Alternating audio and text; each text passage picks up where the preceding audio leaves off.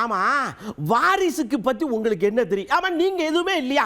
உங்க அப்பா டைரக்டர், நீங்க நடிகர், உங்க மகன் டைரக்டர் ஆயிட்டாரு. இப்படியே வரிசையா போய்கிட்டு இருக்கீங்க. ஆனா வாரிசு அரசியல் உள்ள விட்டு குடையிறீங்க. ஆமா, என்ன உங்களுக்கு பிரச்சனைன்னு கேட்கறது நம்ம கருணாசனாஜி. இப்ப நடிகர் இருக்காருல்ல, வருங்கால நடிகர், அந்த நடிகரோட அப்பா யாரு? ஒரு டைரக்டர். அவங்க அம்மா யாரு? ஒரு பாடகி. அவருடைய மகன் யாரு? அவர் ஒரு டைரக்டர். ஒரே குடும்பம் தான்.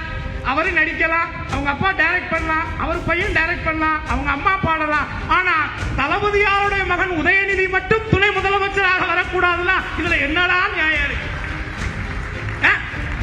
கேட்கிறவன் கேளையன்னா கேட்பையில நெய் வெடியுதுன்னு சொல்லுவீங்களா?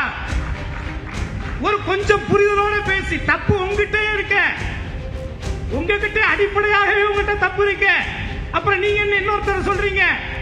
ஆனா நான் மீண்டும் ஒரு முறை சொல்றேன், இப்போ மறுபடியும் சொல்றேன், இன்றைக்கு நான் உங்களிடத்தில் பேசுவதும் சரி, இன்றைக்கு ஒரு நல்ல ஆட்சியின் கீழே நாம் இருக்கின்ற இந்த தருணத்தை வரக்கூடிய காலங்களிலே நாம் காப்பாற்றிக் கொள்ள வேண்டும்.